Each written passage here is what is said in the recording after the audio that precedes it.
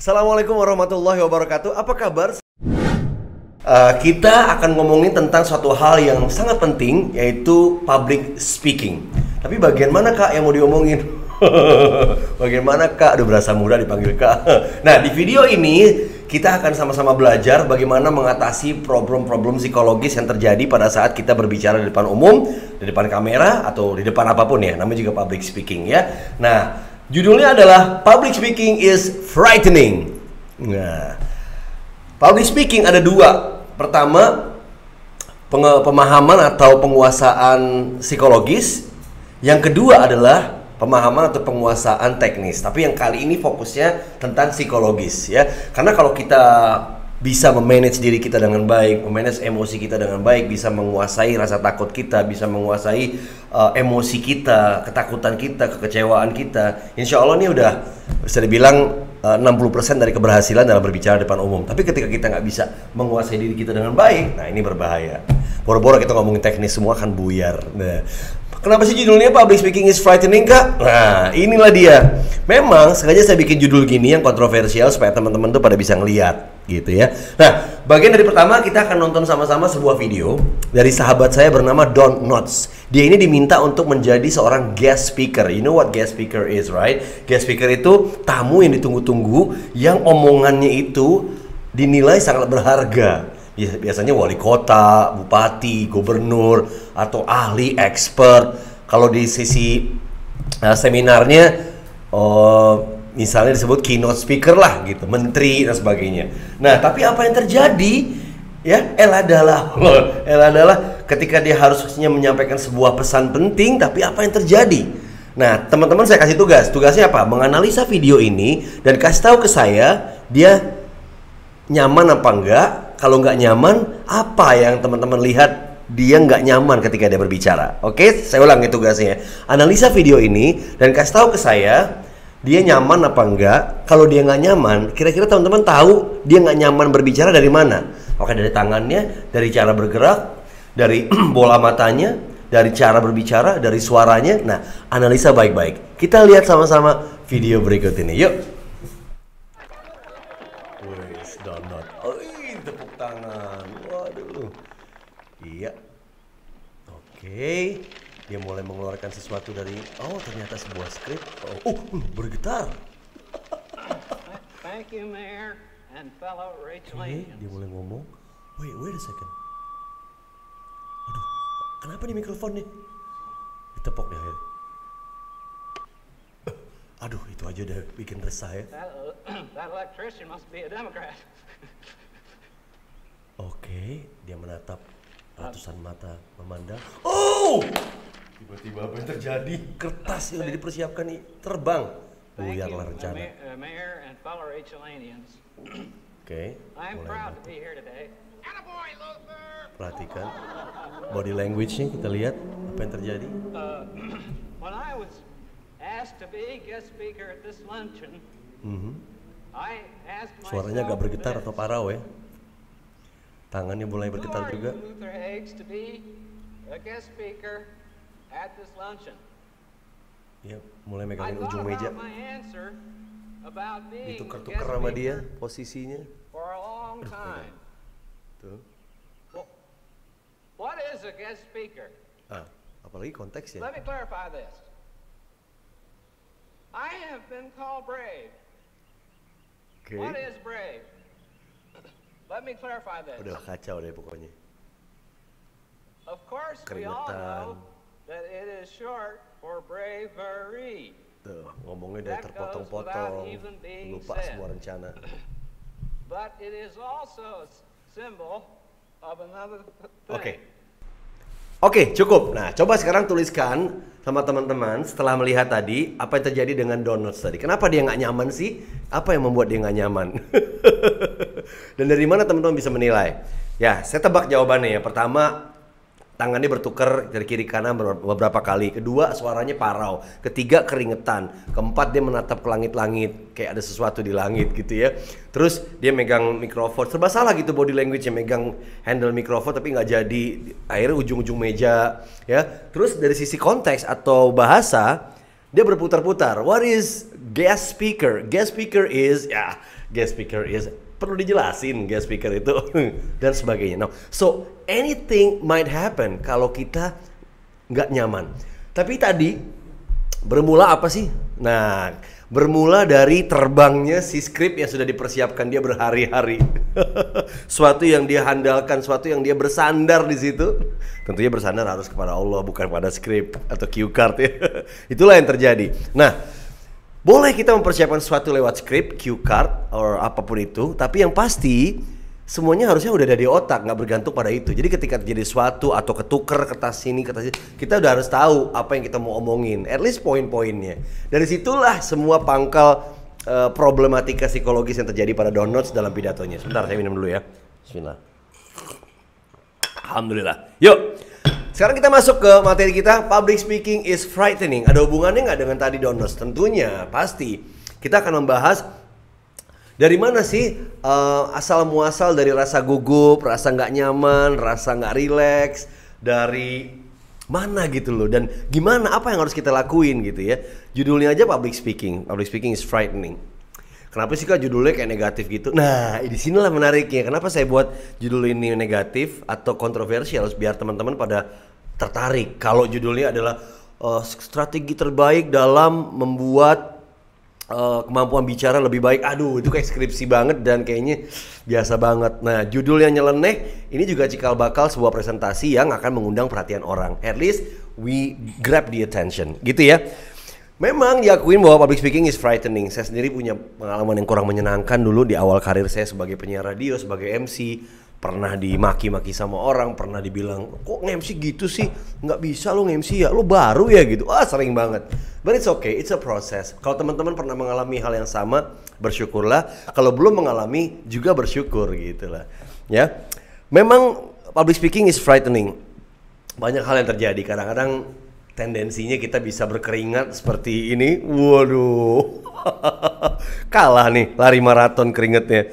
Ya, kalau nervous sudah pasti kelihatan. Tadi Don Knotts kita bisa lihat bahwa dia nggak nyaman atau nervous ya. Dia merubah posisi, body language-nya, posturnya juga kurang asik gitu. Miring kanan, miring kiri, tangannya bertukar. Ini tendensi bahwa dia lagi mengalami nervous gitu teman-teman. Ya, self consciousness adalah salah satu problem yang sering terjadi. Artinya gini, kita terfokus hanya pada diri kita. Yang kita pikirin tuh, aduh gimana gua ya, aduh matching nggak baju gua ya, aduh dasi gua kayaknya harusnya pakainya yang polkadot ya, jangan yang polos gini, aduh gimana nanti ya. Kita terlalu self conscious, kita terlalu sadar sama diri kita. Ini juga tendensi yang kurang menarik, yang kurang baik saat kita lagi tampil. Kalau ngomongin satu persatu, ngomong sama kolega, ngomong sama bos, ngomong sama bisnis partner, ngomong sama temen kampus, ngomong sama dosen, one on one sih gampang, kita bisa ngeles, ya. Tapi kenapa ketika menghadapi publik segini banyaknya, waduh, serem amat gambarnya. Ya, ini gue ingin menggambarkan bahwa this thing is scary, indeed.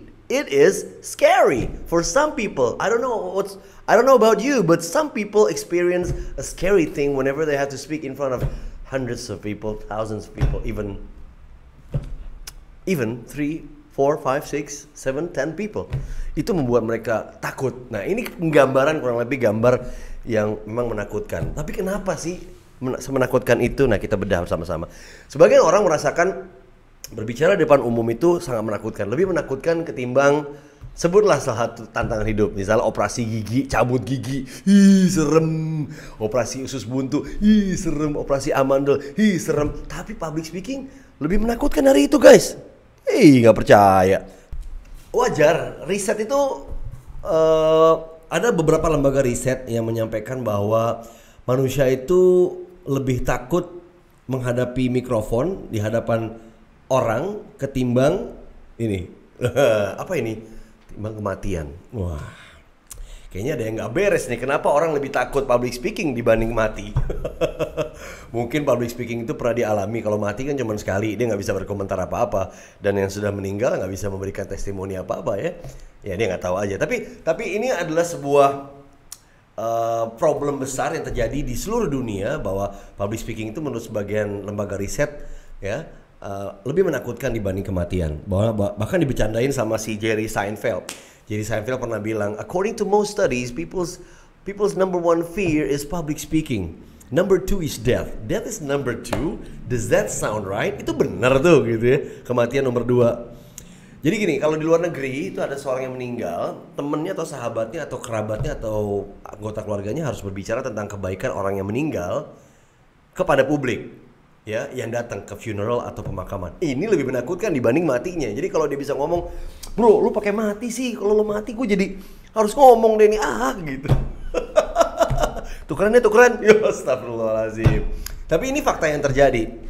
Kata Jerry Seinfeld, if you go to a funeral, you're better off in the casket than doing the eulogy. Eulogy adalah satu ungkapan-ungkapan pidato tentang seseorang yang baru saja wafat. Biasanya bicara tentang kebaikannya dan sebagainya.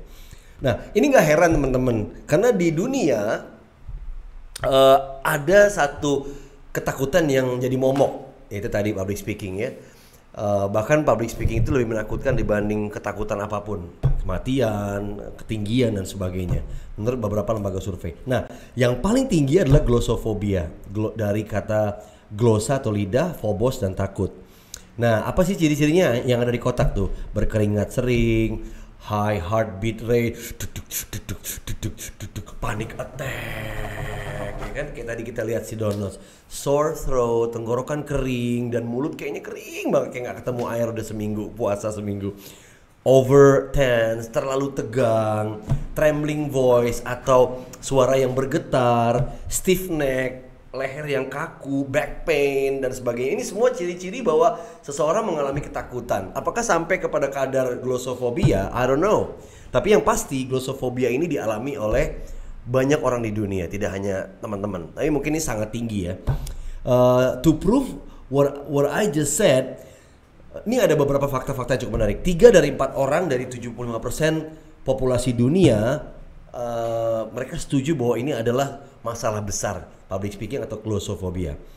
Jadi menurut popular survei juga, glossophobiya bilang ini adalah fobia yang paling tinggi setelah arachnofobia, acrophobia dan claustrophobia.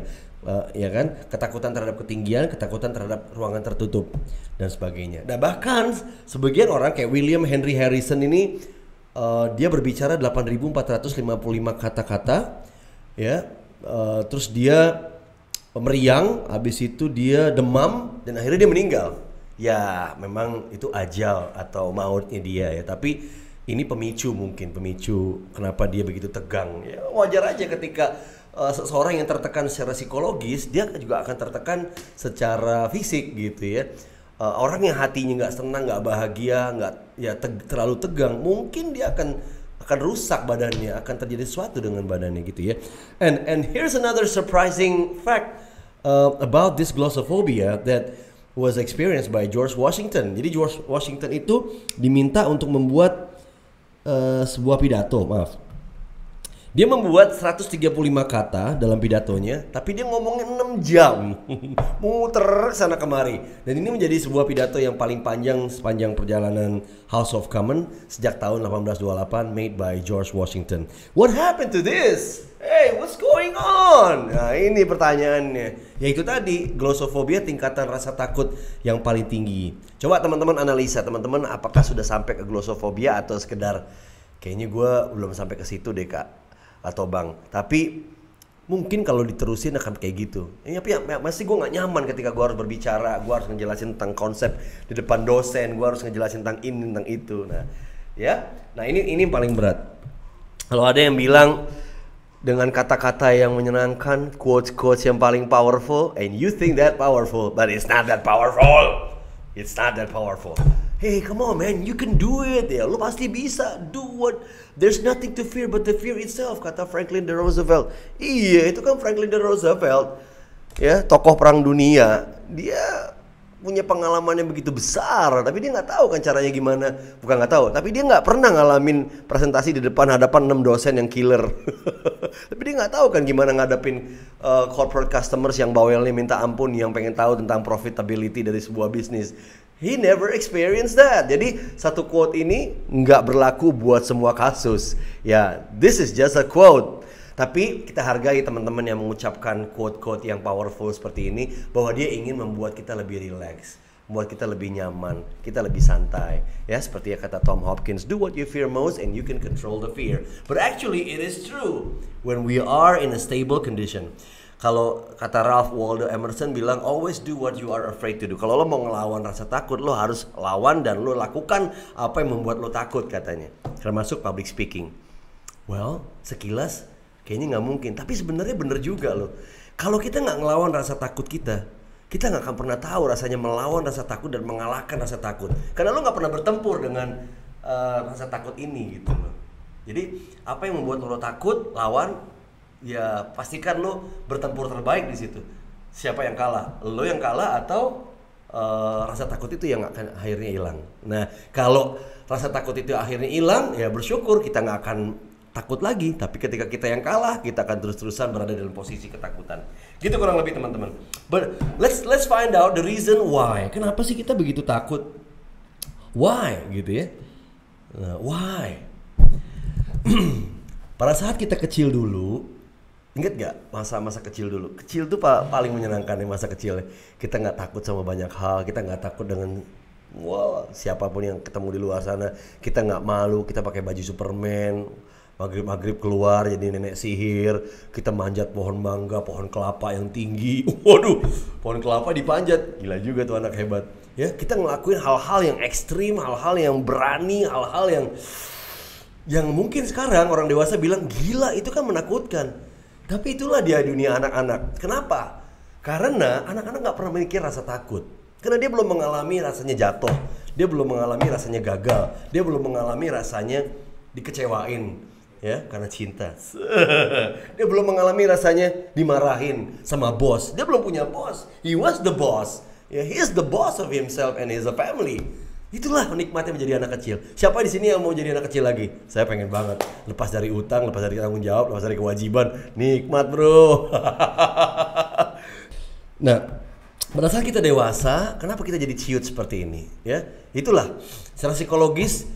Setiap hari kita isi dengan berbagai emosi, berbagai hal yang membuat kita takut, berbagai trauma-trauma kehidupan kita. Kita pernah berantem dengan pasangan, heboh banget sampai banting-banting piring. Itu terekam jelas dalam otak kita. Kita pernah ribut di jalan gara-gara mobil senggolan, sampai mau tampar-tamparan, mau pukul-pukulan. Itu terekam jelas dalam otak kita. Kita pernah mau dicopet sama orang, berantem sama copet. Kita pernah ribut sama ini, kita pernah kecewa sama temen, kita pernah minjemin duit malah kita yang dimaki sama temen. Berbagai hal yang mengecewakan dalam hidup ini kita mengalami seiring dengan tumbuhnya kita. Dan tentunya rasa takut itu makin besar, keberanian juga makin kecil. Ketika seorang yang pernah mengalami kecelakaan, pasti dia akan nyetirnya lebih pelan. Ketika seorang yang pernah mengalami kekecewaan, pasti dia akan jauh lebih berhati-hati. Gitu ya. Nah, sebenarnya anak kecil kan nggak mikir, jalanin dulu baru mikir. Orang dewasa mikirnya kebanyakan, akhirnya jadi rasa takut. That's why grown-ups become shrinking violet. Jadi menciut seperti ini karena pengalaman hidup kita. Well, is it wrong? No, it's not wrong. I'm not saying it's wrong. Tapi menurut gue, disinilah letak menariknya. Kita sadar bahwa diri kita tuh penuh dengan kelemahan, ya. Jadi kita harus mengetahui ilmunya. Dan apa sih problem yang paling besar yang sering banget kita sebagai orang dewasa lakuin? Contoh nih ya teman-teman ya. Nih, kita sering banget dengerin opini orang. Ada 9 kebaikan yang kita punya dari diri kita, nggak kita pikirin, biasa aja. Tapi ada satu keburukan yang orang pernah ceritain tentang diri kita pikirin terus pagi, siang, sore, malam, hari-hari, setiap pekan, sampai bulan-bulan, sampai tahunan. Bahkan dihina orang 5 tahun lalu masih inget, nggak akan lupa. Nah itulah dia, kita cenderung menyimpan hal-hal negatif dalam otak kita, ya, dan akhirnya menghambat kita untuk maju, teman-teman. Ya, and we care about people's opinion. Padahal sometimes people's opinions are not valid. Mereka memberikan opini yang nggak berdasarkan sebuah ilmu. Ya apa yang mereka lihat aja. Misalnya, kok lo laki-laki pakai baju pink sih? Kayaknya nggak pantas deh. Kata siapa nggak pantas? Ya kan? Kayaknya nggak pantas, laki-laki kan pink punya perempuan. Itu kata siapa gitu loh? Nggak juga. Cuma kebiasaannya perempuan pakai warna cerah, laki-laki pakai warna gelap. But it's okay dong, a man wearing pink once in a while. Mungkin dia lagi happy, mungkin dia lagi tergambarkan kebahagiaan. Kita nggak pernah tahu. So, ketika kita mikirin itu sampai dalam, simpan di otak, ini yang mengganggu. Jadi otak kita terisi dengan pengalaman-pengalaman yang kurang menyenangkan, unpleasant, unfavorable moments, unfavorable events, ya, hal-hal yang peristiwa-peristiwa yang kurang menyenangkan. Inilah yang tersimpan dalam otak dan di dalam bawah sadar kita. Yang antaranya adalah gini, kita peduli sama apa kata orang. Moving on, oke. Kita tuh peduli sama pendapat orang. Kita meragukan diri kita. Gimana tampang kita ya? Kalau saya ngelakuin presentasi besok di hadapan bos, tampang saya tuh kayak gimana gitu ya? Ntar lu. Apakah kayak begini? Wah. Atau saya mungkin terlalu overconfident kayak gini? Waduh, ya kan? Ini dalam konteks presentasi, dalam konteks berbicara atau public speaking, problemnya sih simple. Kita mengalami namanya spotlight complex. Apa ya spotlight complex? Ini sebuah symptoms atau tendensi ketidaknyamanan ketika kita berbicara di depan umum. Ya, ciri-cirinya adalah ketika kita menjadi pusat perhatian orang banyak, disorot oleh kamera, being a center of attention, that is what the spotlight complex comes. Gitu ya. Kita mengalami ini, semua orang mengalami ini. Dalam poin-poin tertentu dia tidak nyaman ketika dia diperhatikan. Ya, contoh, kita juga mengalami self-absorb. Kita menyerap banyak hal. Kita merasa orang menganalisa diri kita, gitu. Kita merasa orang ya menilai kita, membuat penilaian yang buruk tentang diri kita dan sebagainya dan sebagainya dan sebagainya, gitu. Nah, ini juga terjadi ketika kita lagi mau berbicara, lagi kita mau presentasi, lagi kita mau ngomong di hadapan dosen, mau ngomong di hadapan bos, mau presentasi bisnis di hadapan calon customer dan sebagainya. Ya. Dan satu hal teman-teman, ini menyemangati, kita nggak sendiri. 94% orang mengalami public speaking anxiety atau kegelisahan terhadap public speaking. This is a fact and research based. Bukan cuma sekedar opini ini, tapi ini berdasarkan riset. Banyak orang yang mengalami hal yang sama. So you are not alone, gitu. Ya. Terus solusinya gimana dong kalau gitu, Stan? Apakah sebelum tampil kita minum-minum ramuan-ramuan tertentu yang membuat kita lebih asik? Itu mah orang dulu kayak gitu. Anak band mau tampil deh, maaf. Ya gitulah, mengkonsumsi obat-obatan dulu, minum-minuman keras. Itu nanti tampilan kita jelek gitu loh. Ya. Tampilan kita, aduh berantakan, beler gitu kan, kayak orang mabok. Ya emang orang mabok. Itu malah nggak membuat orang yakin ketika kita harus ngelakuin public speaking atau presentasi gitu ya. Ada yang orang bilang, gak apa-apa bro, lu bayangin aja mereka tidur, lu berdiri, mereka tidur. Loh, ini kan sebuah pembohongan. Gak bisa kita membayangkan orang tidur di depan kita, padahal mereka menatap kita dengan jelas dan melihat gerak-gerik kita dan melihat ketidaknyamanan kita kalau ada ya. This is not based on reality gitu loh. This is not a true event gitu loh. Imagining people sleeping. Ya. Katanya ada yang bilang juga take a deep breath, santai, relax. Ya, itu cuma sekedar omongan. Memang ketika kita pada jam terbang tertentu ya bisa, tapi kadang it's not working if we don't know how to do it gitu ya. Nah, lalu gimana dong Stan? Nah, ini perlu kita bahas bersama-sama. The secret is actually they don't care. Who is they? They adalah audience. Audience tuh nggak peduli tentang diri kita. Ya, ketika dia datang bertemu dan ingin mendengarkan teman-teman melakukan presentasi, ingin mendengarkan teman-teman melakukan pemaparan, actually they don't care. They don't care about your worries, they don't care about your hopes, they don't care about the way you look, they don't care if your upper shirt doesn't match with your bottom one gitu ya, yang atas yang bawah nggak matching. They don't care. They don't care about your performance. They don't care about your worry, your anxiety, your family problems. Mereka nggak peduli tentang hal itu. Mereka cuma datang, pengen ngeliat dan pengen teredukasi dan pengen tahu aja apa yang akan mereka dapatkan. Ya. Tapi mereka juga punya problem yang sama terhadap kita, Stan. Apa itu? Pada saat mereka datang, mereka memikirkan banyak hal. Ya. Ini sebuah ilustrasi contoh. Pada saat si audiens datang, mereka juga ternyata banyak mikirin hal-hal yang nggak penting kayak kita mau tampil ya. Mereka juga self-absorbed seperti ini ilustrasinya. Ada yang mikirin cowok, ada yang mikirin ada yang mau minum, ada yang mau pipis, ada yang mau makan habis ini, ada yang banyak lah. Mereka juga terganggu Ya, mereka juga nggak fokus gitu intinya. Nah, apa jadinya ketika si pembicara nggak fokus, nggak bisa menguasai dirinya? Si audience juga nggak fokus, dia juga self-absorb, banyak mikirin hal-hal yang nggak penting. Ya nggak ketemu antara materi yang mau disampaikan sama pemikiran audience yang nggak ketemu gitu ya. Nah, buktinya dari mana, Stan? Nah, ini nih. Audience juga self-absorb atau tidak fokus, atau dia juga banyak mikirin berbagai hal. Nah, proofnya adalah nih, sering banget orang melakukan presentasi, para presenter tuh sering mengalami kesalahan-kesalahan dalam presentasi sebenarnya ya. Nih, 96 of presenter blunders atau kesalahan-kesalahan itu tidak terdeteksi oleh audience. Ya, jadi ini berdasarkan riset ya. Mereka tidak tahu si presenter tadi, orang yang berbicara soal public speaker itu ngelakuin kesalahan. Karena apa? Karena ini ngomongin audience ya, 96% otak mereka terisi banyak pikiran. Apa itu? Ini dia. Go have a look. See, apa yang paling sering teman-teman pikirin? Apakah yang merah?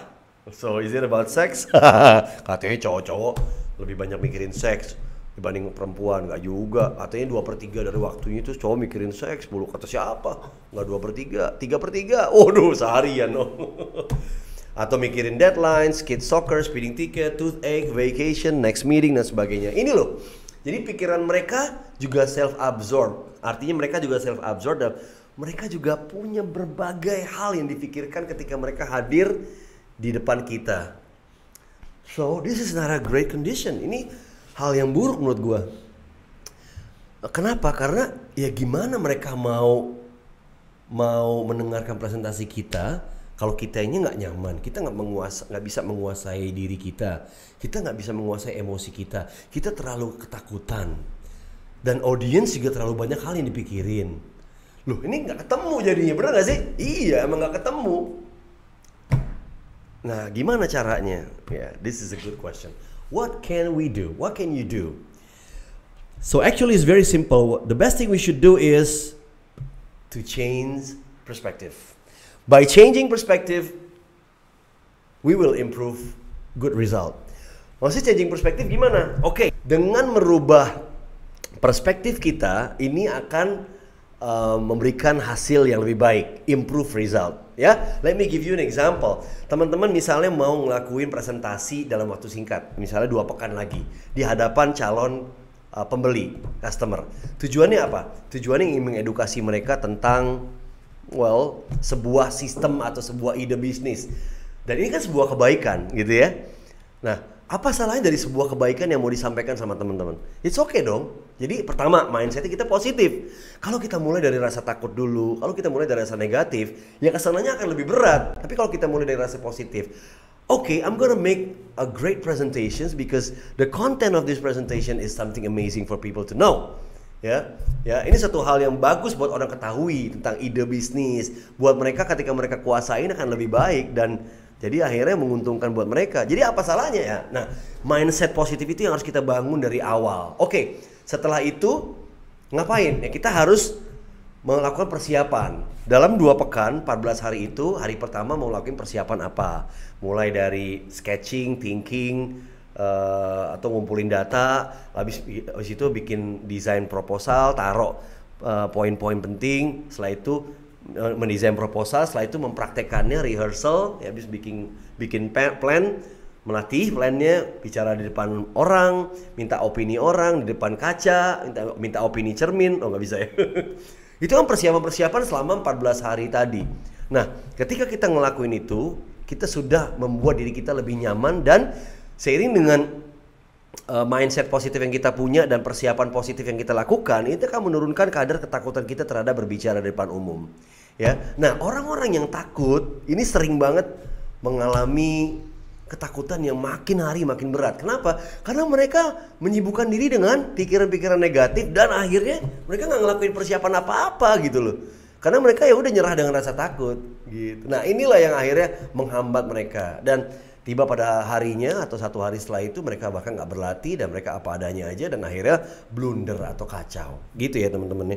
Jadi change your perspective, rubah perspektif teman-teman. Teman-teman ingin ngomong, ingin melakukan presentasi supaya orang dapat ilmu, dapat ide dan sebagainya.